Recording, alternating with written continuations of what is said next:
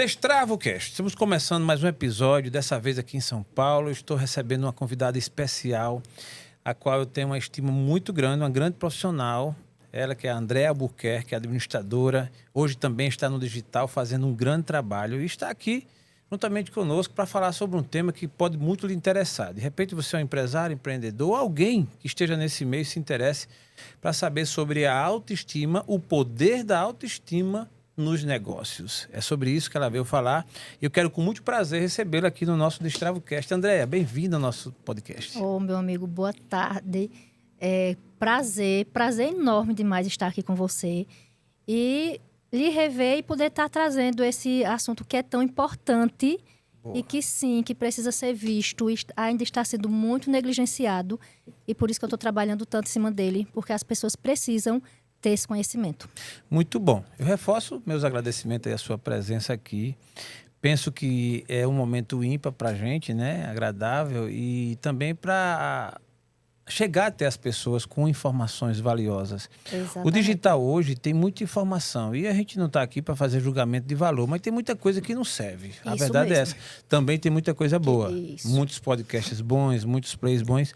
O nosso caso aqui do Destravo, a visão é exatamente de destravar a mentalidade de muita gente e de empresários, de pessoas, de profissionais. E eu tenho observado, André, que você tem realmente se dedicado a esse assunto, né? Tem investido em cursos, mentorias, viajado, enfim, para que você faça uma entrega da melhor maneira possível. A minha primeira pergunta é: o que te levou a você estudar esse assunto, a encarar esse assunto e levar adiante esse assunto que é a autoestima no ambiente de trabalho ou a autoestima nos negócios? Boa pergunta. E só para complementar, né, eu não poderia perder a oportunidade de vir a São Paulo e de estar com você e a gente sim levar esse conhecimento a mais pessoas. Eu vou atrapalhar e vou fazer um complemento. Para quem não sabe, Andréa Albuquerque, ela como estudante, é administradora, fez outros cursos depois, mas na época ela foi uma das alunas que nós, ao longo da nossa jornada na sala de aula, tivemos a oportunidade de ter várias alunas estudiosos, aplicados, que se destacavam, que realmente... E Andréa Albuquerque foi um dos casos que eu também estou muito feliz, Andréa, em tê-la aqui e ver a sua desenvoltura, ver o seu crescimento, ver o seu trabalho. Isso me deixa muito lisonjeado e muito feliz em saber que a nossa voz, ela surtiu efeito, né, em várias vidas, para várias vidas, e você é uma delas fazendo esse brilhante trabalho. Mas pode ter certeza. Eu já falei para você e falo para várias pessoas. O Jaelson é uma referência na minha vida profissional que eu uso para várias situações. E assim, eu acho que na vida nós precisamos ter referências e referências realmente positivas. E você pode ter certeza, é uma grande referência para mim. Eu lhe agradeço e digo que a recíproca é verdadeira. Né? A gente que é professor, quem é professor que está nos assistindo sabe disso, a gente tem muitos alunos, é natural, tem aqueles que são mais, que sentam mais na frente, outros que sentam lá no fundo, uns que se interessam mais, e tudo certo. O que a gente está colocando aqui é que tem aqueles que se aplicam mais, né? Andréa tem uma história brilhante de superação, de subverter uma realidade de vida, que aqui ela vai falar um pouco, e como aluna também, era aquela que estava lá na frente, que gostava de fazer o que tinha que fazer, e tal. Então, isso é um motivo eu digo sempre, a gente precisa de exemplos hoje em dia, né? Há um ditado que diz que a palavra convence, mas o exemplo arrasta. Verdade. Né? Então, precisamos de exemplo. Na verdade, tudo que eu faço na vida, eu procuro fazer bem feito, né? Eu acho que em todos os lugares que nós estamos sendo vistos. Perfeito. Prova disso né? Você foi meu professor e me ajudou muito nesse processo meu profissional, através, né? Sim. Exatamente, de estar vendo. Então, eu sempre digo às pessoas, gente, onde você estiver, veja o seu comportamento, observe as pessoas que estão, porque você está criando a sua imagem. Perfeito. Né? Então, assim, a nossa imagem, o nosso comportamento, sim, cria a nossa imagem. Muitas vezes, dependendo do nosso comportamento, a gente pode até distorcer a nossa imagem. Perfeito. Estou na faculdade, é um lugar de relaxar? Mas lá também é um lugar de criar vínculos profissionais. Com certeza. Eu já recebi várias propostas, Jaelson, através da faculdade. Perfeito. Eu acho que 6 anos depois, eu já tinha saído da faculdade e a diretora me ligou me ligou perguntando se eu estava disponível. Então, assim, isso é muito importante. Lógico. Então, a nossa imagem por onde a gente passa é muito importante porque as pessoas estão nos vendo. Sim. As pessoas estão nos olhando. Então, a gente precisa ter esse cuidado para que a gente crie uma imagem positiva e isso nos ajuda muito na nossa carreira, falando em relação profissional. Sim. Na minha carreira profissional, hoje eu tenho 39 anos, trabalho desde os 16 anos e eu tenho orgulho e o prazer de dizer, não que isso seja ruim, mas até hoje eu nunca precisei colocar um currículo. Eu sempre... Meus trabalhos sempre foram assim, através do conhecimento e da forma que... Então, acho que isso é muito importante. Eu falo muito. Você, de fato, é o currículo. Tanto que as pessoas, os empresários, lhe procuram. Eu estou falando que eu conheço também. Então, é como você falou. Nós somos o nosso próprio currículo. Então, a gente cria a nossa imagem. Perfeito. E as pessoas vão ver. Isso é importante. Isso tem a ver com o tema. Posso aqui frisar o que você bem colocou, André. Eu, como gestor, como executivo de uma empresa, várias vezes, mas uma das vezes que eu precisei contratar alguém, eu liguei para uma instituição de ensino e disse, olha, me separa aí os 6 melhores alunos em comportamentos e em notas. Exatamente. E eles separaram, eu fiz uma triagem inicial, depois eu fiz uma triagem na empresa, e daí surgiram aqueles nomes.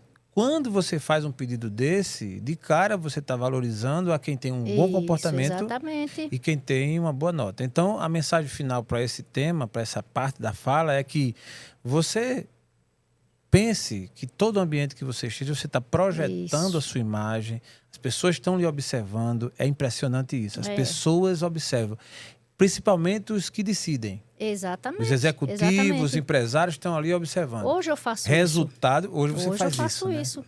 Hoje eu faço isso. Estou contratando uma pessoa que, eu tenho uma parte de currículos, mas eu pedi a indicação de um professor, um estudante de administração. Então, funciona dessa forma. Boa. Faz parte. Mas vamos lá para a pergunta. Gostei de você ter aproveitado a oportunidade. Foi oportuno mesmo, foi oportuno. Mas com o tema de hoje, né? O poder da autoestima no mundo dos negócios. O que te levou a estudar e a ensinar e trabalhar com esse assunto? Eu já estou no mercado desde os 16 anos, mas como administradora há 15 anos. Tá. Graças a Deus, né? Desde que eu terminei a faculdade, antes mesmo eu já comecei a trabalhar na área. E o que é que eu percebo no dia a dia, nas empresas, nos colaboradores, nos gestores? Quanta dificuldade... Quando você perguntar ao empresário qual é a sua maior dificuldade em estar em empresa, a maioria das respostas são lidar com pessoas. Tem que ter alguma coisa aí. Qual a dificuldade em lidar com pessoas? Por que as pessoas têm tanta dificuldade em lidar com pessoas? E aí, eu lido hoje com vários colaboradores. Graças a Deus eu tenho uma facilidade, consigo lidar. E aí eu fui tentar entender e estudar o porquê. E aí nesses estudos eu cheguei à nossa querida autoestima. Tá. Né? E aí, André, o que é que tem a ver a autoestima dentro da empresa? E é um tema extremamente negligenciado, porque o que é que acontece? As pessoas acham que a empresa são só métodos, processos e tudo certo. Então eu crio métodos, dinheiro, processos, finanças, jogo lá para a equipe e quero o resultado. Só que aí a gente esquece que quem produz o resultado são as pessoas. E a forma como essas pessoas estão é como elas vão entregar o resultado. Perfeito. Então, você pode ter todos os métodos. Eu sempre costumo dizer, você pegue sua empresa, um prédio lindo, maravilhoso. Tire as pessoas. Nós teremos apenas um prédio e equipamentos. Então, para mim, o ativo principal de uma empresa é o ser humano. É o ser humano. Pessoas precisam de pessoas. A gente precisa entender disso. Ou a gente entende que nós precisamos de pessoas, é como eu sempre digo, se não precisássemos de pessoas, aí Deus não teria criado Eva, né? Teria deixado Adão sozinho. Gostei. Né? Teria deixado Adão sozinho. Mas o próprio Deus... Pelo amor de Deus. Faz isso não, Deus. Pelo amor de Deus. Nossa sorte foi a Eva, nossa sorte são as mulheres. Por isso que as mulheres estão em alto, fazendo um grande trabalho. Nós nos complementamos. Né? Tanto o homem quanto a mulher têm o seu papel importantíssimo no mundo. E a gente precisa entender isso. Eu acho que não tem que ter uma luta, uma guerra. Mas sim a gente entender qual é o meu papel como mulher, qual é o seu papel como homem e a gente se complementar. Boa. Isso é uma boa fala sua e culmina nesse momento em que as mulheres têm crescido, têm exercido um excelente papel. Eu digo porque eu venho de uma geração, né? Eu estou ativo nos anos 80, 90 e tudo, e vejo o crescimento em vários evolução. postos, né? A evolução, isso é muito bom. E é como você disse, sem precisar de guerra, sem precisar dessa luta, de forma orgânica, de forma natural, as mulheres vindo, até porque não tem motivo para não ser. Exatamente. As mulheres são tão inteligentes quanto, aliás, cientificamente as mulheres são até mais inteligentes, a sensibilidade dela é maior. O filho, isso é uma comprovação, não sei o que estou dizendo. Então, por que não ela ocupar também cargos importantes?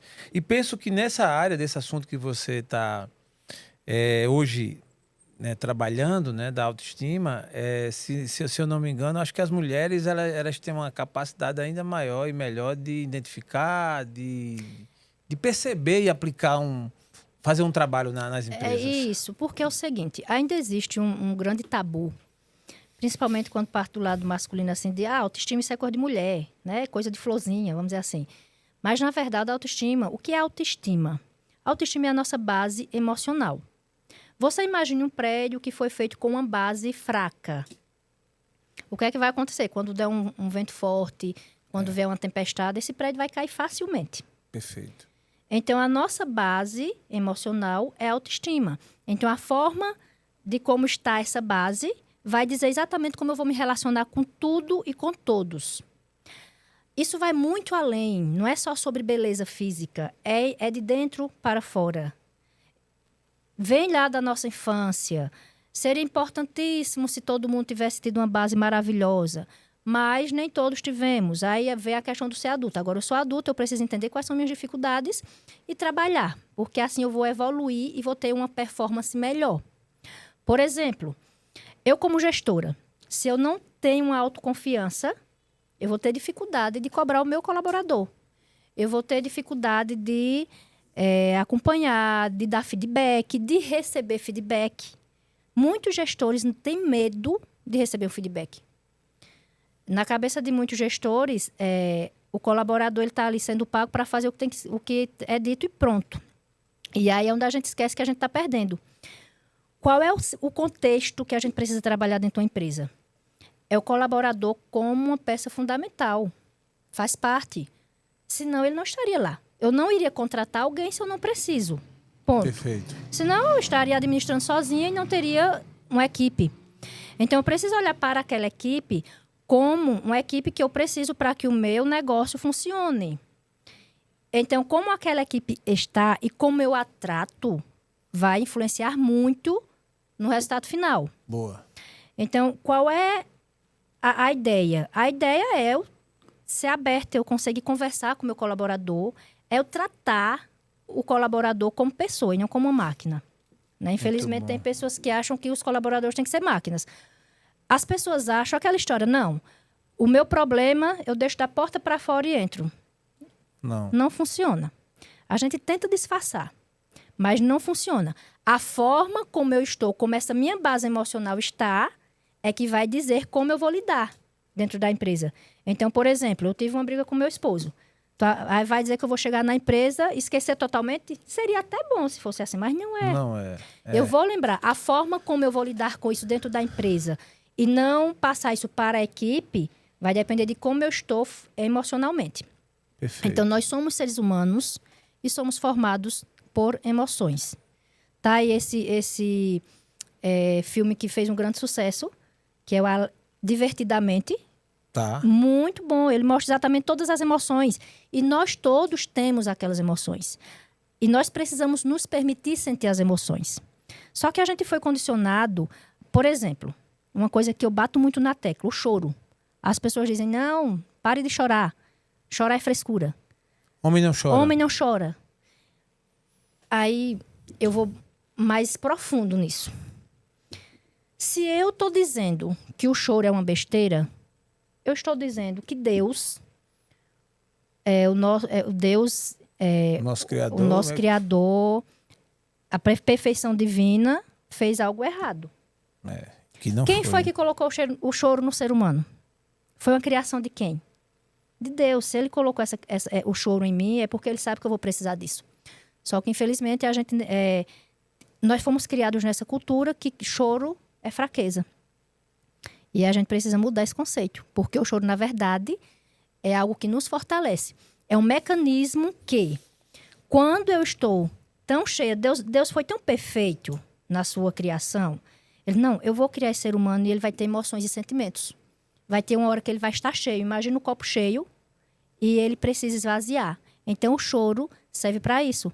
Então, uma das coisas que eu bato muito na tecla é que a gente precisa trocar essa ideia de que choro é fraqueza. Choro não é fraqueza, ao contrário. Choro é fortalecimento. E aí, quando eu começo a olhar dentro da empresa, que eu tenho pessoas lá que estão com problemas pessoais, que estão com problemas financeiros, que estão com problemas em casa, eu vou começar a acolher e fortalecer aquela pessoa. Então, quando eu tenho um colaborador que está com problema e consegue chegar dentro da empresa e ser acolhido, ele vai se sentir pertencente àquela empresa. É diferente de eu chegar na empresa e só ser cobrada. Ou tu imagina um gestor que é fraco emocionalmente, ele não tem segurança, e aí ele, por ser o dono, por ser o gerente, o gestor, o cargo maior lá na empresa, ele começa a tratar as pessoas com brutalidade, com ignorância, porque ele tem medo, ele não sabe como resolver se o colaborador, por exemplo, tem pessoas que, eu já ouvi pessoas dizer que o gestor da minha empresa tem medo de resolver os problemas. Então, será que isso é normal?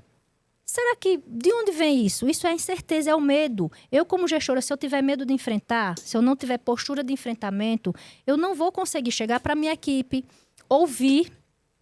Eu pratico muito isso. Todas as minhas reuniões, eu chamo o colaborador. Vamos dizer que eu vou fazer uma mudança em um setor. Eu nunca chego naquele setor com a decisão já tomada. Eu chamo os participantes do setor e digo, estou pensando nisso, o que vocês acham? Muitas vezes, quem está naquele setor vai ter uma ideia melhor do que a minha. E na administração, a gente tem muito isso. No curso de administração, a gente estuda isso, né? Que é a chuva de ideias, o brainstorming, né? Chuva de ideias. Então, muitas das minhas decisões eu tomo junto com a equipe. É bem mais fácil. 30 cabeças, 15 cabeças pensando do que uma só. E aí, a equipe ela se sente pertencente e envolvida e se sente acolhida. Então, eu estou ajudando aquele colaborador emocionalmente e ele vai se sentir pertencente à empresa e ele vai sentir mais ânimo e vontade de estar ali e de trazer o resultado. André, a minha pergunta é reflexiva. O empresário brasileiro, como é que você enxerga o empresário brasileiro? E aí, vamos falar do Nordeste, que é a região da gente, né? A gente está aqui em São Paulo, mas a gente tem uma vivência, uma experiência muito forte no Nordeste, que queira ou não queira, tem um diferencial de cultura. Sim, enorme. Não é enorme. Eu não quero aqui tecer críticas nem fazer juízo de valor, mas é fato que a evolução de conhecimento, enfim, ela vai crescendo, mas ainda tem lugares que estão distantes. E falo de visão mesmo, de conhecimento técnico e de humanas, enfim, visão de mundo. O empresário brasileiro e o nordestino, como você acha que ele encara isso? Ele absorve esse discurso, essa ideia de que a gente precisa tratar a mente do colaborador, a autoestima dele, reconhecer isso, tudo. Como você enxerga isso? Existe um nível de resistência? Bastante, Jailson. Ainda existe bastante, principalmente no Nordeste. Com todo respeito ao meu Nordeste que eu amo, mas ainda é um tabu trabalhar esse tema dentro das empresas. Porque na cabeça dos empresários, eles acham o seguinte, eu te contratei, estou pagando salário civil, tua vida pessoal não me pertence. Que, de uma certa forma, sim, não é, eu não preciso estar cuidando da vida pessoal de todos os colaboradores, mas eu preciso olhar para aquela pessoa como ser humano que ela é. Deixa eu dar um exemplo bem prático. Eu tenho uma colaboradora que ela é excelente. E um certo dia eu recebi uma reclamação dela. Uma reclamação de um mau atendimento. E aí eu tenho 2 caminhos. Como eu conheço os meus colaboradores e eu sei o que ela está passando naquele momento, ela está passando por um problema de saúde muito sério. Ela tinha ido ao médico naquele dia, tinha recebido um diagnóstico não muito agradável. Tu imagina uma pessoa em um atendimento depois de um diagnóstico não muito agradável. Essa pessoa vai estar 100% boa para responder? Não vai, gente. Nesse caso nós aí, não somos robô. Então, por exemplo, como eu lidei com essa crítica? O gestor que tem a mente fechada para o desenvolvimento humano, ele vai lá, vai dar ou uma advertência ou chamar a atenção de forma bem negativa. Enfim, vai agir com ignorância. É assim que, infelizmente, a maioria faz. Eu recebi uma reclamação do seu atendimento. Isso não pode acontecer. Ou eu vou chamar aquela pessoa, vou entender, eu entendo o momento que ela está passando e aí eu vou conversar. Como é que a gente pode fazer para que a sua situação, o que é que a empresa pode fazer para lhe ajudar, para que essa situação não lhe afete, não afete o resultado da empresa. É diferente. E aí, você precisa de um dia de folga, a gente faz um remanejamento. O que é que você precisa? Porque a gente precisa entender que enquanto a pessoa estava bem, ela estava lá dando o melhor dela. Mas agora ela está passando por uma situação delicada. Então eu vou ignorar e pronto? Será que realmente é assim? Será que não é por isso que nós estamos aí com essa mentalidade que as pessoas, os colaboradores julgam os donos de empresa, os donos de empresa julgam os colaboradores? Será que, na verdade, não é uma falta de autoconhecimento e a gente conseguir viver em sintonia? Uma pessoa me disse bem assim, André, tu gosta desse negócio de lidar com pessoas, né? Eu disse, olha, a gente tem que gostar do que a gente precisa. Eu preciso das pessoas. Então, se eu preciso das pessoas, eu preciso aprender a lidar com elas. A gente precisa gostar do que a gente precisa. Eu preciso das pessoas. Quem faz o que gosta é criança. Adulto faz o que precisa. A gente precisa entender isso. Criança faz o que quer e o que gosta. Ele está na fase. Nós, adultos, precisamos aprender a gostar do que nós precisamos aprender a gostar. E tudo bem, e é sobre isso. Bem. Entendeu? Já que você falou nesse tema aí de jovens, até deu esse exemplo de criança, esse encontro geracional, né? Você tá vindo aí uma turma, desafiante, né? De jovens que estão, e óbvio, cada um tem o seu perfil. Eu não quero nem entrar do meu ponto de vista em si, em detalhes. Eu como empresário, porque eu sou empresário, eu tenho colaboradores jovens, enfim. E eu estou aprendendo também. É a geração Z, né? Geração Z. Levei umas porradas recentemente, assim, né? De precisar me ajustar, entender melhor. Então, eu consigo ver isso. Mas aí a tua visão aí, com você como uma profissional, como mentora do assunto, né? Que você tem feito algumas mentorias nessa área. Como é que você encara? E você já tem 15 anos como administradora. Então, óbvio, você já não está, assim, não é recém-chegada. É uma mulher muito jovem, mas já tem um pouquinho de experiência, né? Me diga uma coisa, como é que você encara gerir, fazer a gestão com esses jovens, incluindo essa parte aí de autoconhecimento, de autoestima? Como fazer para isso dar certo? Olhe, a nossa geração, ela foi ensinada que trabalhar é primordial e o principal. E vivemos anos assim. Eu mesma já fui de trabalhar, das 24 horas do dia, trabalhar pelo menos umas 12 ou mais. Também. Eu já fui na época, deram até um nomezinho bonito, workaholic. Eu já trabalhei, lembro de uma fase que eu trabalhava, no dia que eu trabalhava 15 horas eu achava pouco, porque era 16, 17, era uma coisa absurda. Mas passou. Passou, né? E aí hoje nós estamos vendo uma mudança de mentalidade e essa juventude está trazendo isso junto. Então nós tivemos aquela fase nossa lá de trabalhar 12, 15, 16 horas e achar que era, uau, top show. E agora a gente está numa transição. A gente está vindo aí uma geração que olha diferente para isso. Sim. E realmente a gente precisa pensar até que ponto é saudável a gente trabalhar 15, 16 horas. Será que a nossa vida é só para trabalhar? E aí essa nova geração vem mostrar isso. Eles não estão... Antigamente nós suportávamos mais coisas, vamos dizer assim. A gente chegava numa empresa e aguentava mais alguma coisa. Essa geração de hoje não. Ela, se der para ela, tudo bem. Se ela vai embora, não tá nem aí. Porque hoje, primeira pressão cai fora. Mas eles trazem também muita coisa boa. Eu gosto muito de fazer essa mistura. Eu gosto de ter colaboradores lá com seus 40, mas eu gosto de ter um colaborador com 20, 20 e pouco. Eles trazem, eu aprendo muito. Eu tenho um assistente financeiro que a gente viaja e eu aprendo um monte de coisas com ele, da tecnologia, por exemplo. E aí eu preciso admitir que eu já vou fazer 40 anos e tem algumas coisas, claro que eu desenvolvo bem a tecnologia, mas ainda tem umas besteirinhas, coisas que você diz, poxa, eu não sabia disso. E aí você saber aproveitar o lado bom do que eles trazem. Eu acho que as empresas elas precisam fazer, sim, ter essa maturidade dos que já estão e aproveitar esse conhecimento dos que estão chegando. E eu acredito que se a gente conseguir trabalhar esse lado, porque, na verdade, eles são a geração que estão, sim, buscando mais qualidade de vida. Eu vi recentemente um estudo que as casas de shows estão sentindo a ausência. Hoje a gente vê pessoas mais preocupadas com a saúde, atividade física, uma alimentação mais controlada. Antigamente os jovens, eles deixavam... As noites dos jovens era o quê? Era mais uma balada, uma curtição. Os jovens estão farrando menos? Os jovens hoje menos balada? Eles estão procurando mais qualidade de vida. E qualidade de vida, Jaelson, também entra trabalho. Qualidade de vida também entra a relação do trabalho. Então, se eu não tenho um equilíbrio, realmente eu não vou ter uma qualidade de vida. Então, esses jovens, eles estão vindo aí para nos dar esse pensamento. Poxa, o que é que nós podemos aprender com eles? Eu acho que tudo a gente pode aprender. Não é fácil. Porque a gente está vendo exatamente dessa geração que tem uma pegada. E eles estão chegando e dizendo, não precisa ser tão assim. Vamos com mais calma. Verdade. Então, a gente talvez deva usar de forma positiva. O que é que eu posso aprender com esse vem mais calma deles? Agora você falou, em algum momento você falou algo que eu fiquei até chateado. Porque você disse que está equilibrando, contratando os mais jovens e os de 40 e os de 50. Não. Os de 50 continuam. Eu tenho 53 anos, você me contrataria? Com certeza.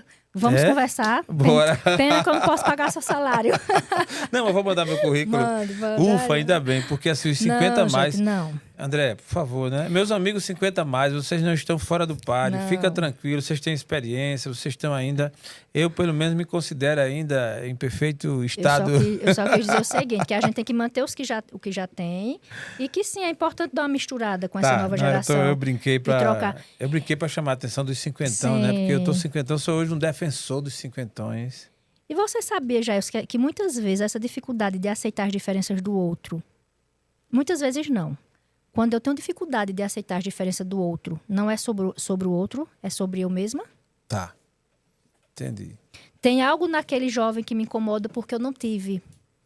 Que eu não tive a oportunidade, talvez, de ser aquele jovem mais tranquilo, de ser aquele jovem que pudesse escolher, de ser aquele jovem que tivesse uma vida mais balanceada. Eu não tive isso. Então, inconscientemente, eu fiz um pôster ontem. Enquanto a gente não sai do inconsciente para o consciente, a gente vai viver achando que é porque foi sorte, ou que é porque é o destino. É porque é assim.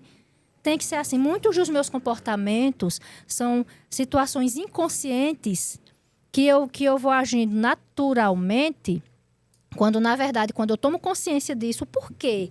A gente precisa começar a se perguntar por que eu me incomodo com esse jovem que faz isso. Qual é a dificuldade que eu tenho de aprender algo com esse jovem? Só porque eu tenho 39 anos, será que ele realmente não tem algo a me ensinar? O que está me bloqueando para que eu me abra a isso? Aí não é sobre o jovem, é sobre mim.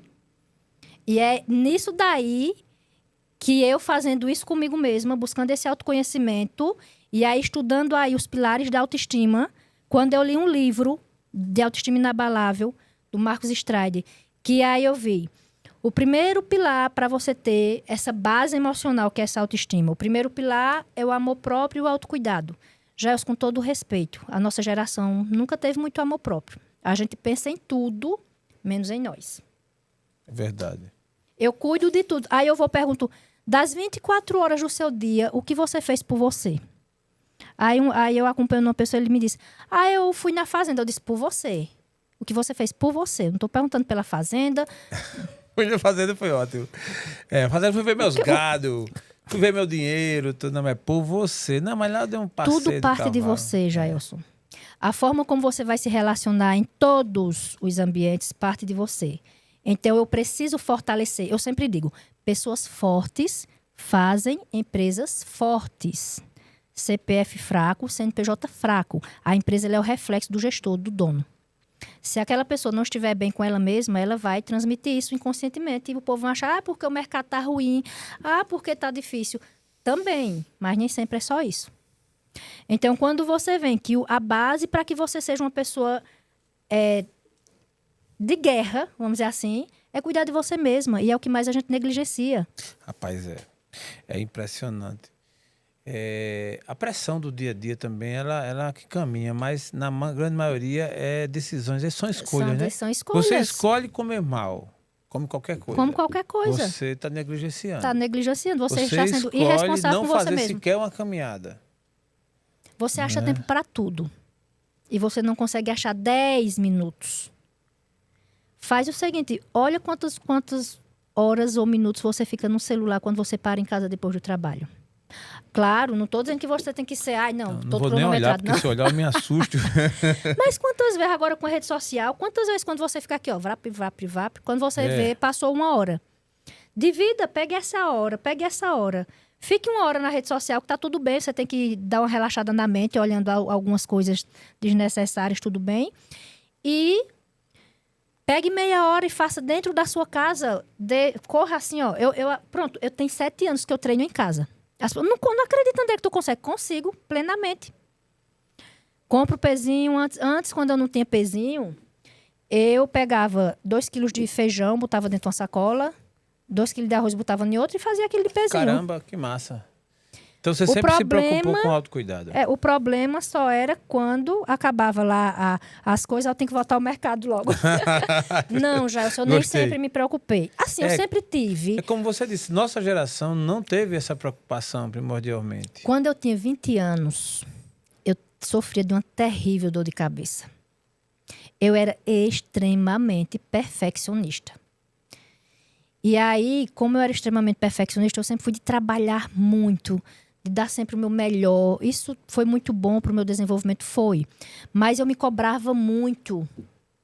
E aí, é por isso que eu estou levando esse tema para dentro das empresas. Porque o que é que acontece? As pessoas se cobram tanto, se criticam, se julgam, não conseguem se perdoar. E isso gera doença, Jaelson.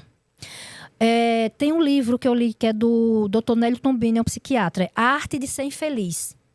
Caramba! A arte de ser infeliz. E ele fala exatamente lá como os seus comportamentos, as suas decisões transformam sua vida infeliz. E aí ele colocou lá bem assim, quando as suas emoções ultrapassam a sua psique, ela vai gerar problemas físicos. Infelizmente, Gelson, muitas das doenças são devido a emoções não trabalhadas. Eu não quero isso pra mim. Eu quero chegar aos 60 anos pleníssima. E aí, aos 20 anos, eu tinha essa terrível dor de cabeça. Aí minha mãe dizia, foi do acidente, que eu sofri um acidente, né? Fui procurar um neurologista. Ele olhou pra mim, olha, com 20 anos, ele olhou pra mim assim, olha, querida, você só precisa relaxar, você tá muito estressada. Cara, aquilo dali. A partir dali, eu já tinha começado um processo de autoconhecimento. E a partir dali, eu decidi. E pronto, hoje as pessoas perguntam, tu anda com remédio na bolsa? Não. É muito raro tomar um remédio para dor de cabeça. Para você ter uma dor de cabeça, meu amigo, tem que ser algo seríssimo. Mas isso foi um processo. Eu conversando com uma jovem de 22 anos essa semana, e ela, mas Andréia, tal... Eu disse, olha, paciência. O que eu estou lhe contando hoje, eu tenho 39 anos. Na sua idade, eu estava mais ou menos nessa situação que você está. É um processo, a gente precisa entender que é um processo contínuo e diário. Então, eu comecei a mudar o conceito de ver as coisas, entender o porquê de muitas coisas. Curar feridas, gente, isso é sério, não é balela, é curar feridas. Entender o que foi na minha infância que me atrapalhou, que agora eu posso mudar. E aí, me tornar uma pessoa mais leve, me cobrar menos, me perdoar. As pessoas têm dificuldade de se perdoar. E aí, eu como gestora, se eu não consigo fazer isso comigo mesma, eu vou chegar lá na empresa super mal, vou tratar meu colaborador mal, automaticamente ele vai ficar super irritado, vai fazer o trabalho dele de forma da forma que não deveria, é inconsciente. Só de raiva que André me tratou assim, eu vou fazer assim também? Infelizmente é inconsciente. Fica um ciclo vicioso. Então eu começar, quando eu aprendi, hoje se você me perguntar qual é o seu maior desafio, o nosso maior desafio para mim é eu lidar comigo mesma, é eu lutar contra a minha realidade, é eu me autodesafiar, é eu ter o meu autocontrole. A partir do momento que eu me autocontrolo, meu amigo, o mundo é besteira. A gente leva assim, ó, brincando. Caramba, por isso, que código massa. Nosso maior desafio. O problema é que nós fomos condicionados a olhar para fora e esquecer de onde é mais importante, que somos nós. Caramba, André, esse tema é muito bom e você está discorrendo muito bem. Eu me veio à mente agora aqui, né, nessa sua fala e você fazendo essa análise bem geral das pessoas, do quanto elas precisam se cuidar. Eu lembrei dessas últimas notícias que a gente está ouvindo aí e delas que eu estou até encucado, até agora eu não entendi. Tá a maior badalação nas informações, nas mídias, os bebês reborn. Carência afetiva, Gelson. Caramba, eu vou fazer a pergunta bem direta, quero ouvir assim a sua análise. O que leva uma pessoa, o ser humano, a ter um bebê, no caso, o bebê reborn, e ele tratar como se fosse uma vida e ter todo esse entorno que eu não consigo entender. O que pode ser isso? Infelizmente, nós estamos numa onda de pessoas realmente doentes, emocionalmente. E depois da pandemia, isso piorou muito. Existe uma coisa chamada carência afetiva. Na nossa infância, nós deveríamos ter recebido muito amor, muito autocuidado, muita autoaceitação. Isso aí, se a gente fosse viver o que deveria ser vivido, os nossos pais deveriam ter injetado isso em nós. E nem sempre foi assim. E tá tudo bem. A gente precisa entender que os nossos pais deram o que eles tinham também. Só que isso reflete para a vida. Então, o que é que acontece? Quando eu sou adulta, se eu não olhar para isso, não vai ser a André adulta que vai administrar a vida dela, vai ser a André criança. Aquela criança que não foi aceita, aquela criança que não foi respeitada, aquela criança que não foi acolhida, ela vem à tona. Por isso que se diz que o terreno da infância é o terreno que a gente anda para o resto da vida. Tudo que a gente passa lá reflete hoje. Aí o povo diz, isso é uma besteira. Vamos conversar para ver se é besteira? Não. Um exemplo básico. Quando eu não tive algo que eu precisava lá na infância, quando eu sou adulta, eu vou transferir para outra pessoa, enquanto eu não entender isso. Então, o problema que eu tenho que resolver, em vez de eu resolver, eu quero que o Gelson resolva para mim. Por quê? Porque eu não tive isso emocionalmente lá na infância. Nós somos pessoas, é normal, nós somos pessoas que temos lacunas emocionais, que faltaram. E aí, se a gente não conseguir entender e se trabalhar isso, eu vou ficar buscando no Jaelson, na Maria. No João, eu vou buscar em tudo. Inclusive no boneco. No boneco. Bebê reborn. É tipo assim. Tu imagina que essa sala aqui é a sua casa. Tá. Tem uma pingueira. Essa pingueira é um problema do Jaelson. O Jaelson tem duas opções. Entender que o problema é dele, ir lá e tapar a pingueira e tá tudo bem. Ou então o Jaelson vai olhar para Maria e vai dizer, Maria, tem uma pingueira na minha sala, toma esse balde e fica aqui com ele embaixo. Aí a Maria vai ficar lá. Então o Jaelson transferiu o problema dele para a Maria e se tornou dependente da Maria. Se algum dia a Maria decidir soltar esse balde, o Jaelson está frito. Perfeito. Aí o Jaelson vai dizer, Maria me abandonou, Maria me deixou. Quando, na verdade, o problema não é a Maria. O problema é o Jaelson que transferiu o problema dele para ela. Agora, se um dia o Jaelson entender, não, peraí, esse buraco é meu, não é dela. E ir lá e tapar, e vai dizer, pô, a Maria não faz sentido. E aí você para de depender do outro. E aí isso não é sobre pingueira. Tá. Né? Sobre dependência emocional. Sobre dependência emocional. Então, nós estamos vivendo em estados tão críticos de dependência emocional que aí as pessoas estão buscando, em vez de entender... Eu estou acompanhando uma jovem que ela tem 34 anos e uma empresária que está aí passando por uma situação. Ela tem 34 anos porque é o seguinte, quando eu faço esse trabalho de mentoria... Certo. Eu direciono, né, ajudo, só para vocês entenderem que o povo ela é administradora ou terapeuta, ou psicóloga, né, assim. Quando eu faço esse trabalho de mentoria, eu primeiro preciso entender sua vida pessoal. Sim. Porque é ela que reflete no seu negócio. Então, sempre eu gosto de ter uma conversa inicial com o empresário, com o gestor, para que eu veja se o problema da empresa realmente é a equipe ou é o gestor. Isso é o próprio, né? Que muitas vezes, infelizmente, está no gestor. A maioria. A maioria. Incrível. E aí eu tenho uma empresária de 34 anos que ela continua sendo aquela menininha que a mãe, quando o negócio ela não está bem, ela vai para a mãe, mamãe, me presta aí um dinheirinho para pagar a conta que eu não consegui pagar com a empresa.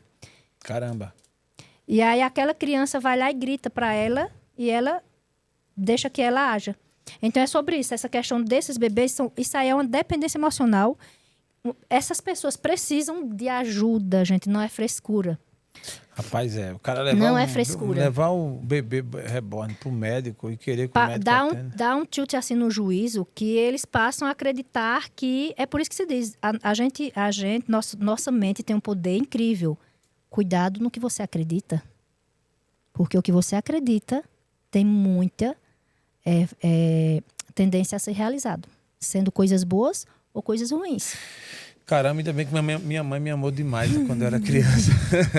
Mas é sério. Eu tenho essa vantagem aí. Me diga outra coisa, vou falar um pouquinho aqui na linha do tempo, André. Você tem uma experiência de vida e eu sempre digo muito para quem me segue a diferença entre a experiência teórica e a experiência prática.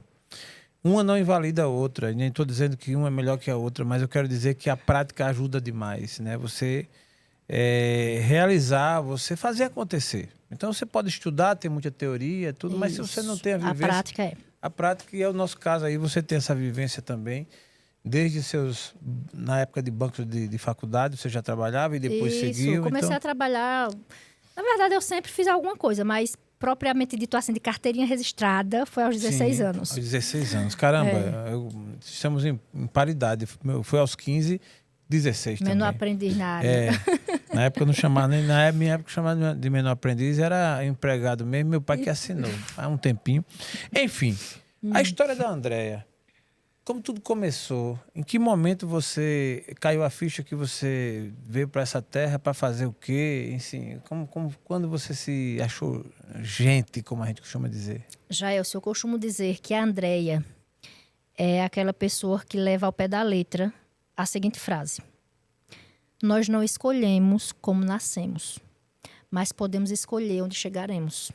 Eu não preciso seguir o mesmo padrão de onde eu vim. Eu tenho muito, muito orgulho de dizer, eu venho de uma família muito humilde. Meus pais eram agricultores, inclusive já trabalhei na roça. Caramba! Já fiz muita coisa. Boa. Hoje a Andréia é uma executiva de uma empresa. Além de executiva, ela atua, né, no digital como mentora. Ela faz um trabalho aí levando toda essa conscientização para as equipes, para as empresas. É um trabalho de transformação em um nível muito bom, mas que, não obstante a chegar onde chegou, tem toda essa história. E aí essa curiosidade que eu quero matar, eu quero, né, obter aqui. Então você começou, como a gente costuma dizer, de baixo mesmo. De baixo mesmo. E trago hoje minha família, eu digo, são as minhas raízes. Inclusive, a gente precisa valorizar isso, viu? As raízes. Pai e mãe. Não importa como foi o seu relacionamento com pai e mãe. Faça as pazes se você não tiver esse relacionamento saudável. Porque esse relacionamento com pai e mãe pode lhe travar muito no seu desenvolvimento. A gente está falando aqui de desenvolvimento. Eu acho que todas as pessoas procuram, né, desenvolvimento. De alguma forma. Eu Até os que são céticos, que não concordam. Tem gente que é crítico, não gosta de coach, não gosta de treinador, não gosta de psicólogo, não gosta de psiquiatra, não gosta desse assunto. Eu tenho amigos que ele fica até tirando onda. Já você é coach, não sei qual é o problema do coach. Sou um treinador, a gente diz, não, mas não sei o que, eu não acredito em nada disso. Eu disse, meu amigo, você chora. Você é gente, né? Você dorme, você acorda, você vai no banheiro, você come, você... Então, então pronto, irmão. Eu sou ateu, então vai no avião e desliga as turbinas. Pronto. Pra tu ver pra quem é que você grita, né? Exatamente, exatamente. Então... É automático. Automático. Ai, meu Deus. Ai, meu Deus. Enfim, então assim, eu decidi que eu não precisava seguir o mesmo padrão, com todo respeito às minhas raízes, mas eu poderia fazer diferente. E assim, nasci e me criei em um sítio até os 10 anos de idade. E aos 10 anos de idade aconteceu algo que eu sempre digo que foi... Existe uma Andréia antes e a Andréia depois. E aí depois veio esse processo de autoconhecimento e desenvolvimento. Quando eu tinha 10 anos, que nós morávamos em um sítio, estudávamos na cidade lá próxima, no interior de Pernambuco. Meu pai carregava os estudantes para a cidade. E aí, um certo dia, a gente voltando da cidade, por volta de 6 horas da noite, chovendo, aquela estradinha sem sinalização, um caminhão parado na beira da pista. No mesmo momento, vinha um outro carro, meu pai ia do mesmo lado que estava o caminhão, e aí ele bateu na traseira desse caminhão. Esse acidente revolucionou, e eu digo que revolucionou a minha vida, porque morreram 5 pessoas. Caramba. Entre elas, a minha irmã. Eu tinha 10 anos, na época ela tinha 14. E eu me vi ali num pesadelo. Quando eu acordei com meu pai me chamando, Andréia, e eu, tô num pesadelo, todo mundo chorando. Minha blusa, eu tava com uma blusa branca, eu lembro como hoje, da blusa, da calça, minha primeira calça jeans. Que né? massa. Hoje, meu filho, né? Eu tenho um filho e graças a Deus ele já teve as calças jeans, já teve... Na nossa época, não. Meu Deus, eu vim ter minha primeira calça jeans com 10 anos. Caramba. E no dia que eu resolvi usar a minha primeira calça jeans foi o dia do acidente. Caramba, que marco, Eu penso, né? assim... Quando a gente tem traumas, eles marcam. Por isso, André, por que eu lembro tanto das coisas ruins e não lembro das coisas boas? Porque os traumas realmente, eles normalmente marcam a nossa mente. E aí, depois daquele acidente, né? Nossa Senhora, modificou nossa vida totalmente. Caramba, mais 5 pessoas. 5 pessoas. Minha irmã, 2 primos, que eram irmãos, e 2 amigos. Caramba. Imagina a cabeça do seu pai. Então assim, hoje eu tenho meu pai como um grande guerreiro, porque o que ele passou, eu acho que hoje ele deveria pelo menos tomar um remedinho controlado, e ele não toma. Ele é hipertenso, aos 68 anos hoje ele é hipertenso, mas assim, pela situação... Com certeza, sim. Só que, claro, ele não foi fácil lidar, as pessoas diziam que ele era assassino, e aí ele vendeu tudo, nós fomos morar, ficamos, como dizem, só com a roupa, só com a roupa do couro. É assim que se E fala. aí nós fomos morar em um sítio de barro, com pedra, numa casinha de barro emprestada, meu amigo. Caramba. Nós tentávamos arrancar pedra, que era o que tinha lá. Mas ele, como um grande guerreiro que ele sempre é... A famosa frase, tirar leite de pedra. Tirar né? leite de pedra. Que alguém já disse, Então, mas aí tem no sentido literal, vocês tentaram isso. Tentamos isso. E aí foi um ano muito difícil que nós passamos depois desse acidente. E isso influenciou totalmente na minha infância, na minha adolescência. Porque eu não suportava ver minha mãe chorando da morte da minha irmã Adriana, né, que era a Adriana. Não suportava. E aí eu quis ser a Adriana. Então eu passei a minha adolescência, tudo que mãe falava de Adriana, eu queria ser a Adriana. Então eu fui... Caramba! Minha mãe dizia, a Adriana gostava de um cabelo grande, a Adriana me ajudava muito em casa. Então eu incorporei a Adriana. E eu passei a adolescência com um grande vazio. Eu me sentia vazia, triste, solitária. Enfim, e eu comecei... Que não combinava com você, Que é o que não- me parece. e- Porque você é uma mulher extrovertida, comunicativa, gosta de ajudar as pessoas. E por essa ocasião, por essa situação, naquela ocasião, você estava triste. Olha, Jailson, você pode querer ser... Imagine uma pessoa que é extraordinária. Você pode querer ser essa pessoa, extraordinária. Isso nunca vai ser bom para você, porque você não vai estar sendo você. Você pode querer ser a melhor pessoa. Não, eu vou incorporar a Adriana, que era maravilhosa, mas a Andréia é a Andréia e a Adriana é a Adriana. Sim, sim. Então, ela poderia ser maravilhosa, que era, mas ela era ela. E André era André. Então, André deixou de viver André, mesmo a Adriana sendo maravilhosa. Então, eu vivi a adolescência nesse dilema, graças a Deus que não me atrapalhou nos estudos, mas emocionalmente, sim. E aí, nesse embalo todo, foi quando meu pai decidiu. Por isso que eu digo, eu tiro muito chapéu para ele. E ele é uma grande referência para mim. E eu sugo essas coisas positivas, tanto dele quanto da minha mãe. Inclusive, eu nos meus treinamentos que eu aplico nas empresas, eu coloco uma atividade. Eu quero que você traga as qualidades do seu pai e as qualidades da sua mãe. Que massa. Porque é importante. Faça isso. Veja as qualidades do seu pai, veja as qualidades da sua mãe. Quando você faz isso, aí você consegue entender, poxa, eu herdei isso da minha mãe. Eu herdei isso aqui do meu pai. Meu pai era um empreendedor nato. E eu vim enxergar isso estudando, viu? Quando eu fui fazer essa atividade, que tudo que eu aplico eu faço comigo antes. E aí eu digo, caraca, eu tenho várias qualidades da minha mãe, tenho várias qualidades do meu pai. E aí quando você enxerga isso, você aproveita mais ainda para você, bum. Entendi. E aí o que me deixa triste, tem pessoas que não conseguem ver nenhuma qualidade, nem no pai nem na mãe. Muito E aí triste. você precisa entender o porquê disso, porque isso lhe trava. A gente tá falando de destravar, né? Sim, essa palavra muito me interessa. Então, o seu relacionamento com pai e mãe lhe trava. Meu pai, você falando isso, eu lembrei de meu pai, agora recentemente. Meu pai é uma figura, assim, de muitas qualidades. Também tenho como um herói.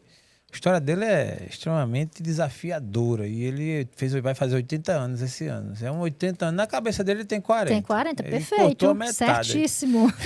Só pra você ter uma ideia, recentemente, ele inventou de comprar uma moto. São 5 irmãos. Aí o irmão vocês mais enlouquecem. novo dele... Não, eu já soube disso. Aí eu tô em casa, chega a notícia, o seu Vicentão, ele caiu de uma moto Na do Vado Góes Monteiro, na principal. Ele comprou uma moto que é uma moto tipo um quadriciclo. Aí o irmão comprou um, o irmão mais novo dele, ele comprou outra. E saíram os dois. Os dois jovens. 80 anos. Aí desequilibra, jovens. cai. Sorte que não vinha carro. Ele mete o rosto no chão. A moto por cima dele. Ixi, e tal. Daqui a pouco eu soube que ele já estava no hospital. Aí lá vai eu às pressas. Meu Deus do céu, mas como é que o cara Haja inventa de coração. comprar uma moto? Meu amigo tem 80 anos. Aí, lógico, primeiro cuidar da saúde, né? Cheguei lá, cuidei, vi tudo. Tava até para fazer uma cirurgia essa semana. E aí eu fui, lógico, quando ele melhorou, isso, mas pai, ele disse, não, pai, não fale não, já sei que você não gostou, não sei o que, senão eu não vou nem falar, porque assim, não é possível. O senhor sabe, ele nunca deixou eu ter moto. Ele, como meu pai, nunca deixou. Eu dizia que ia comprar uma moto, só dizia também que eu nunca quis, porque eu tenho medo de moto. Mas aí o cara vai com 80 anos comprar uma moto. Diga aí. Pois é, por que será Virou que ele adolescente. não... Por que será que ele não deixava você comprar e por que agora ele quis realizar esse desejo nele? Aí tem um assunto a ser tratado, não é?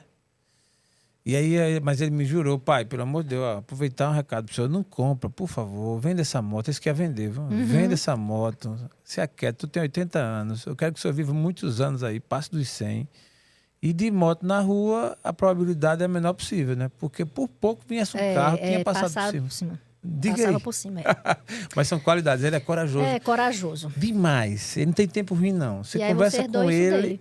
dele. Tenho boa parte gente dele. herda muita coisa dos nossos eu acho que a paciência, a cautela e a comedição é da minha mãe e o lado assim eloquente de falar, de ir para cima é dele. Ele realmente é um cara diferenciado assim, até meio inconsequente às vezes. Sai para cima, não mede.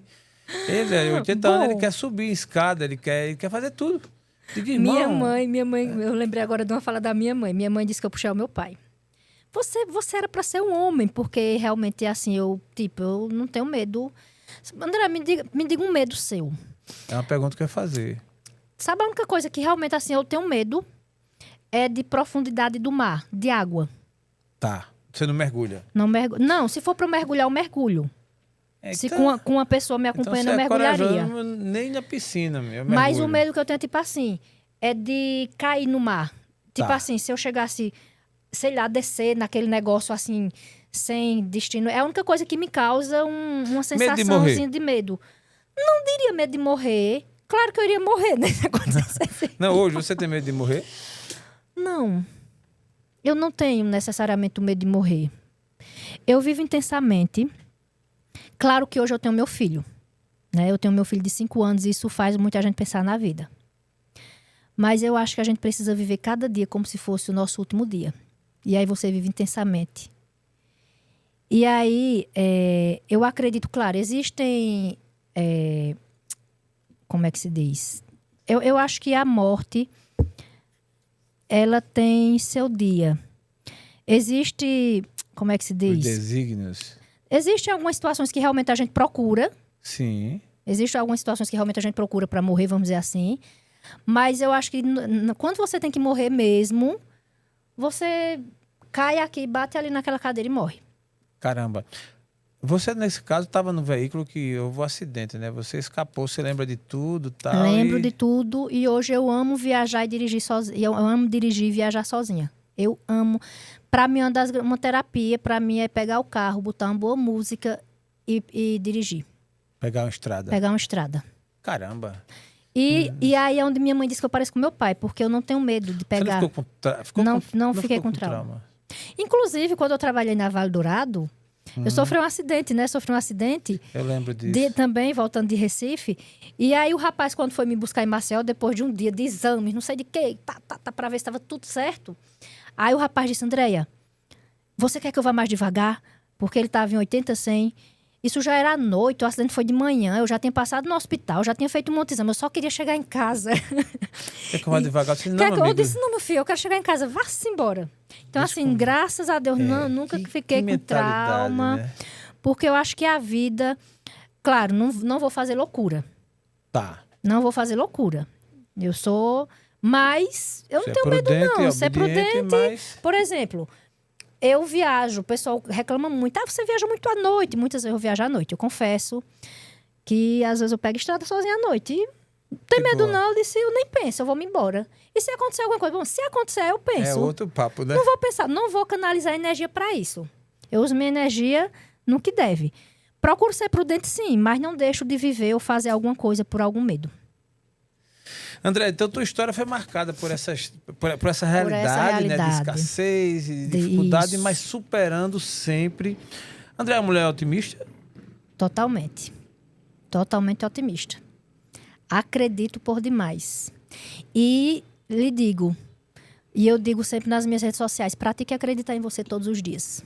Eu tenho um projeto, eu não preciso que os outros acreditem, eu preciso ser a primeira pessoa a acreditar. Então, eu sou otimista, eu acredito que vai dar certo, eu acredito que o pensamento positivo ajuda muito. Então, por exemplo, as pessoas dizem, André, eu tô com um problema. Eu digo, traz. Eu não levo problema como problema, eu acho que problemas são oportunidades de conhecimento. Caramba. O pessoal diz, tu que resolve tudo, me diz isso aqui. Eu acho que na vida a única coisa que realmente a gente não consegue dar um jeito é a morte. Porque Deus é um ser extraordinário, né? Ele Amém. nos deu a vida e disse... E outra, Jaelson? Quem construiu esse planeta lindo? Deus. E ele deu para nós. E nós somos o que de Deus? Filho. E nem sempre nós aproveitamos como filho. Né? O que é que eu quero para o meu filho? Eu quero o melhor da vida para ele. Deus quer o melhor da vida para nós. Só que muitas vezes, por crenças limitantes, a gente não aproveita ao máximo esse mundão que Deus nos deu. Então, eu me sinto extremamente otimista. Eu vou dizer uma coisa, para alguma coisa me tirar, me deixar para baixo, tem que ser muito sério. Imagino. Você é gestora de negócio, está dentro de uma empresa, você dá mentoria. Na tua visão, hoje até se fala bastante sobre isso. A espiritualidade no mundo dos negócios, ela cai bem? Ela é necessária? O que é que você acha? Fundamental. A espiritualidade não é nem sobre os negócios, é sobre nós. E nós estamos aonde? Nos negócios. Os negócios surgem de onde? De nós. Gente, a gente precisa entender isso, entendam. Tudo parte de nós. Então, espiritualidade... Inclusive, nesse primeiro item aí da autoestima, que é o autocuidado, ele se divide em 5. Que é atividade física, uma alimentação controlada, um sono de qualidade, a saúde mental e a espiritualidade. São 5 itens que você precisa trabalhar para você estar bem. Então, para eu estar aqui me sentindo bem, falando aqui tranquilamente, tendo consciência, eu tenho que cuidar de mim. E a espiritualidade é exatamente essa conexão com o nosso Pai. Essa conexão com quem criou tudo isso. Essa conexão de entender assim, eu não vim aqui por acaso. Deus não nos colocou aqui por acaso. E eu me arrepio ao falar. Porque eu acho que todos nós, assim, nós temos uma jornada. E nós sabemos quando nascemos e sabemos que vamos morrer. Então, o que é que eu estou fazendo dessa jornada? E a forma como eu me relaciono com o Criador vai influenciar muito. Em tudo que a gente faz. Eu não faz. posso negligenciar. Como é que eu vou negligenciar o Criador que me deu essa oportunidade, que me deu o dom da vida, que me deu tudo isso, que me deu a honra de poder viver tudo isso? Espiritualidade eu acho que é um dos pilares que a gente... E eu não estou falando aqui de religião, nem de igreja, tá? Eu não estou falando de nenhum... Eu estou falando de conexão com Deus. Boa. Conexão com a pessoa. E assim, quando a gente se permite isso, Jaelson, eu me sinto um instrumento na mão de Deus. Que bênção. E eu digo, Senhor, eis-me aqui, guia-me, o que é que o Senhor quer que eu faça? Me leva. E, cara, isso é... Divina. Cada pessoa que eu converso, cada pessoa que chega pra mim, me dá um abraço. Uma vez eu conversei com uma pessoa e depois ela me mandou umas figurinhas dizendo que estava lá no fundo do poço e eu atirei. Isso não é pra mim, isso é pra Deus, entendeu, Jaelson? Então, aí eu digo, eis-me aqui, porque se nós temos um propósito, nós temos que nos permitir viver esse propósito. Muitas pessoas fogem dele. É verdade. E muitas vezes por falta dessa conexão com Deus. Com Deus. André, já na reta final do nosso DestravoCast... Eu converso assim, muito, né? Não, você é ótima. Você vai vir outras vezes. Eu tô assim, eu acho que você tem muito conteúdo. Desse podcast vai sair muitas pérolas, muitos cortes bons. E muita gente que vai nos assistir, pessoas que nos conhecem, que nos seguem, e pessoas que seguem você também vão tirar muito proveito positivo. Mas ainda eu queria ouvir de você, o que é que você, até hoje, gostaria de ter feito na vida e não fez? Eu quero viajar o mundo com a minha família. Quero proporcionar todas as experiências possíveis, principalmente para o meu filho. Eu tenho um filho de 5 anos, então junto com meu esposo eu quero viajar o mundo, viver essas experiências e com isso, além de ser bom para mim e para a minha família, eu quero ajudar as pessoas onde eu estiver. Onde eu passar, eu quero ter oportunidade de ajudar alguém com autoconhecimento. Então, já está no meu plano de vida. Eu quero viajar, eu quero conhecer o mundo, levando autoconhecimento. Que maravilha. Levando desenvolvimento, junto com a família. Teu esposo e teu filho, o nome dele, um abraço para eles. É o Dan pai e o Dan filho, os meus amores. Que massa! Parabéns pela intenção, isso é muito bom. E aí quero levá-los juntos. Meu filho, Jaelson, eu nunca pensei em ser mãe. Eu ia fazer uma pergunta, acho que antes de você falar, vou fazer. Faça. Qual o dia de luz, o dia melhor da sua vida até hoje? Pois é, você fez a pergunta. Para mim, todos os dias são dia de luz, né? Eu costumo levar a vida muito de forma positiva. Mas o dia ápice é o nascimento, sim, do meu filho. Existe a Andréia antes da maternidade e a Andréia pós a maternidade. Que maravilha. Eu nunca pensei em ser mãe. Eu nunca pensei em casar, nunca pensei em ter filhos. E eu falo isso aqui tranquilamente porque o meu esposo mesmo sabe disso, né? Quem me conhece sabe. Eu nunca pensei, e aí, mas Deus é perfeito no seu plano. Deus tem planejamento em nossa vida. Deus tem planos. Que bênção. A gente só precisa estar aberto a aceitar que ele aconteça. Então, meu filho, quando eu decidi ter meu filho, meu amigo, foi tudo extremamente planejado. Meu filho é a minha mudança de vida e é o meu dia de luz. Por quê? A partir dele, eu comecei exatamente a querer entender mais como era o desenvolvimento do humano, o desenvolvimento neural, até para eu cuidar dele como ser humano. E eu quero que ele seja um ser humano saudável. Todos os dias, Jaelson, ou quase todos os dias, eu olho para o meu filho e digo, filho, você é um ser, aí ele, extraordinário e elegante. Gostei. Ele responde. Porque eu disse a ele, eu disse, meu amor, você é extraordinário. E você é um ser elegante. Gente, a elegância que eu falo não é elegância, porque quando você respeita o outro, você é elegante.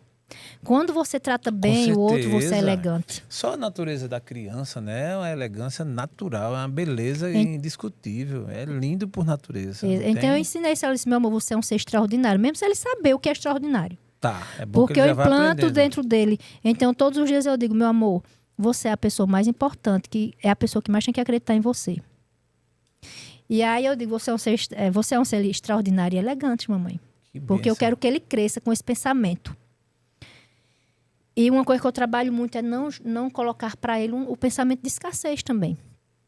Quando ele me pede algo, eu não digo que eu não compro porque eu não tenho dinheiro. Eu digo que eu não compro porque não está no nosso planejamento financeiro e ainda não é o momento. É diferente a visão. Que massa. Interessante você falando nisso, porque a educação financeira é uma carência, filho, né? Existe um planejamento financeiro, tá? Não é questão só de falta de dinheiro, amor. É planejamento financeiro. Ai, mamãe, eu queria isso. Pronto, vamos colocar na sua lista de desejos. E aí a gente vai administrando essa listinha de desejos. Você já trabalha a lista de desejos com o menino, né? Vamos colocar na sua listinha de desejos.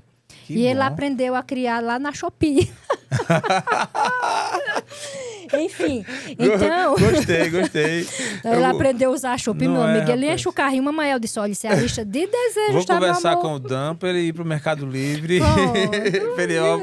Tem outras opções. Eu tenho um negócio no Mercado Livre, então é melhor. E agora o governo taxou a Shopee, então assim... Mas tudo bem, continue, Dan. Então assim, o meu filho é o meu momento luz porque... ele me tornou uma pessoa melhor. Não que eu não fosse, mas ele melhorou isso em mim, a forma de ver a vida. Eu tenho um desejo e eu faço isso, de transmitir para ele muito amor. Porque eu acho que eu quero transmitir amor para que ele transmita para as outras pessoas. Perfeito. Faz a diferença. Faz a diferença. Então, meu filho é um marco no meu contexto de vida. Então, sim, ele é o meu momento luz. Muito bom. Andréa Albuquerque, ela que é administradora, ela conduz hoje, faz a gestão de uma empresa, ela que também hoje faz um trabalho de mentora e tem avançado e tem vários planos. E eu quero ainda ouvir de você. Como é que você se vê daqui a 3, 4, até 5 anos, Andréa? Eu quero me ver impactando muitas pessoas. O meu propósito, depois que eu tive meu filho, né? E aí isso aflorou mais em mim. E aí eu vejo a necessidade. As pessoas precisam de mais amor. O mundo precisa de mais amor. Se a gente conseguisse mudar o nosso sentimento, a nossa forma de ver a vida, e a gente conseguisse... Só que, tipo assim, como é que eu faço para eu ter mais amor? Eu preciso trabalhar muitas coisas dentro de mim para eu ser essa pessoa que tem o amor, que eu lhe respeite, que eu transmita isso para você, que eu consiga lhe tratar bem, independente da forma que você me trate. Claro que eu não posso permitir, aí vem várias questões. Existe a permissividade, eu não posso permitir que você me desrespeite. Mas eu preciso entender que eu não vou pagar com a mesma moeda. Porque nós damos o que nós temos. Então, eu acho que o mundo precisa de mais amor. E esse é o meu propósito. Eu quero, dentro das empresas, mostrar para as pessoas que é possível a gente viver mais leve. Eu não preciso me cobrar, eu não preciso viver nesse mundo desesperador. Eu posso viver de forma suave, tranquila. E aí, eu tendo isso dentro de mim, eu vou passar para você, e aí você passa para ele, que ele passa para alguém, e a gente vai ter um contágio. Positivo. Vamos fazer uma doença positiva contagiosa de amor? E aí o mundo mudaria, meu amigo. Que maravilha. Então, daqui a 5 anos, eu quero me ver tendo alcançado, usando que aí hoje a gente tem essa ferramenta maravilhosa que é... Era sobre isso que eu quero encerrar falando, né? Sobre as redes sociais, sobre o digital, sobre o seu papel. Você tem crescido bastante e tenho acompanhado, vejo um potencial enorme de você crescer muito mais. Você encara essa ferramenta como positiva e está usando e pretende usar mais? Ela tem um lado positivo e ela tem sim o lado negro do negócio. Que inclusive... Na maternidade hoje, se você me perguntar qual é o maior desafio, é controlar o uso de telas. Eu, graças a Deus, assim, tenho um relacionamento muito bom com meu filho e eu converso. Na verdade, desde que meu filho nasceu, eu converso com ele. Que as pessoas acham que isso não funciona, viu? Mas olha, um exemplo bem básico. Eu sempre converso com meu filho sobre alimentação saudável. Eu não proíbo ele de comer, não. Até porque nada, olha, preste atenção. Nada em excesso, eu procuro ter uma alimentação saudável, mas quando me dá vontade, eu como alguma besteira e tá tudo bem. E é sobre isso, entendeu? E é sobre isso. Eu ter essa questão, não é ser 880, é equilíbrio. Pronto, eu pratico atividade física, eu cuido da minha alimentação, mas quando eu quiser comer alguma besteira, eu como sem peso na consciência e tá tudo bem. Tá. Entendeu? Então, eu levo também isso para a vida do meu filho. Então, para você ver, eu sempre falo, filho, mamãe, eu quero um biscoitinho recheado. A gente vai lá no mercado, ele compra e come. Mas aquele não vai ser uma rotina todos os dias. Porque, meu amor, isso aí vai lhe fazer mal. Você vai crescer, pode lhe causar doenças. Enfim, então eu vou fazendo esse trabalho de conscientização. O povo diz, não tenho paciência não.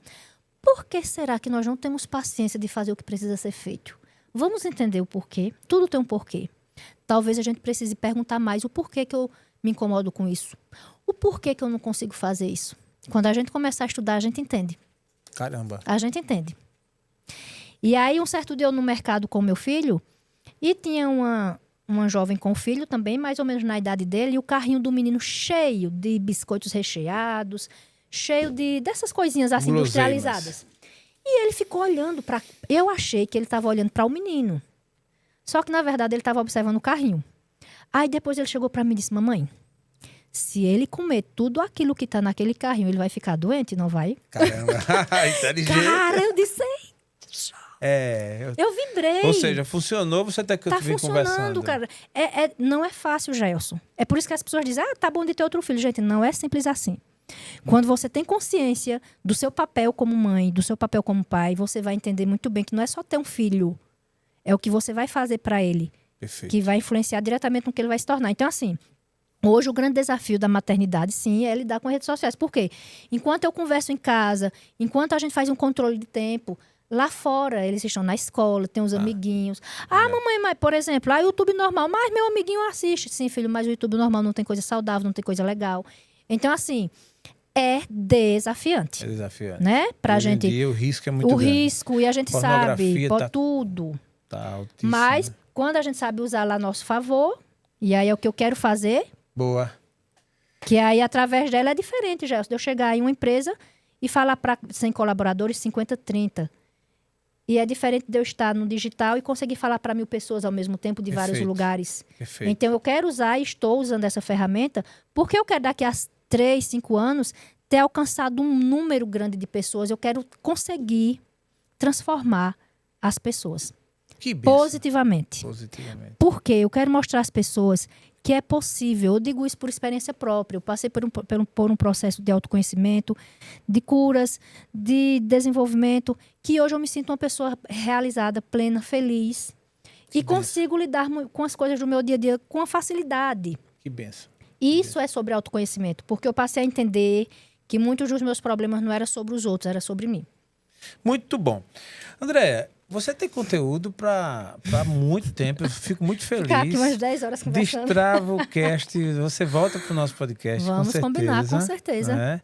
Com outros temas. Isso. E tal. Hoje foi um overview, assim, algo bem resumão. Um resumão. Muito bom, fico feliz. Mas eu ainda quero lhe deixar com a oportunidade para os seus agradecimentos, para as suas considerações finais e até para uma mensagem. Você, olhando para essa câmera, deixar uma mensagem aí para os seus seguidores, para as pessoas que te admiram, que já te conhecem e as que vão te conhecer também a partir desse podcast. Por favor, fique à vontade. Jailson, sempre que eu estou conversando com as pessoas, principalmente no individual, eu sempre tenho como referência, não é uma parábola, é aquela passagem bíblica, onde as pessoas queriam apedrejar aquela mulher. E aí ela chegou, né, e perguntaram a Jesus Cristo: olha, ela estava em adultério. E a palavra diz que a gente precisa apedrejar, né? Você está ligado nessa passagem. E aí, Jesus Cristo, com aquele olhar de acolhimento, que eu uso isso muito como referência, respirou, né? Fez lá alguma coisinha e olhou para todos e disse: quem nunca errou que atira a primeira pedra? E quem atirou? Ninguém. O que é que eu falo para as pessoas? A gente precisa parar de julgar mais, de criticar. Para de olhar para fora e olha para dentro. E tu vai viver bem melhor. Nós não precisamos viver julgando o outro para cobrir necessidades que tem em nós. Muitas vezes, Jailson, quando eu não tenho algo tratado em mim e isso me dá um mal-estar, então eu preciso falar mal do Jailson, eu preciso criticar o Jailson para amenizar esse desconforto.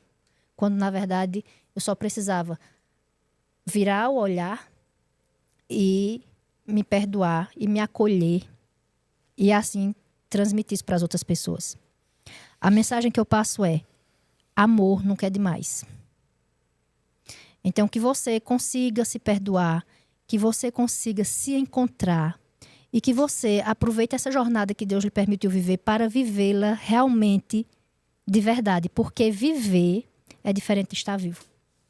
Viver é diferente de estar vivo. E é isso que eu quero ajudar as pessoas a entenderem isso. E eu agradeço muito a Deus por ter entrado na administração, porque, o que é que tem a ver com empresa? Tem tudo a ver. Tudo a ver. É um grande canal. A gente passa muito tempo dentro da empresa. E dentro da empresa acontece muito isso. Mas independente da empresa, é a nossa individualidade. Então, a mensagem que eu passo é possível a gente viver em paz com nós mesmos. Que benção. E isso através do autoconhecimento, eu digo por experiência própria. Então, em vez de você apontar, julgar e criticar como fizeram com aquela mulher, que a gente tem o olhar que Jesus Cristo teve. Cara, quando eu falo de Jesus, eu digo, não tem exemplo melhor da gente colocar do que um Deus que se fez homem para mostrar o que é ser gente. Que benção. Para mostrar o que é ser gente, para mostrar como tratar, para mostrar como acolher, para mostrar que o amor, o que foi que Jesus Cristo fez? O cara estava lá na cruz.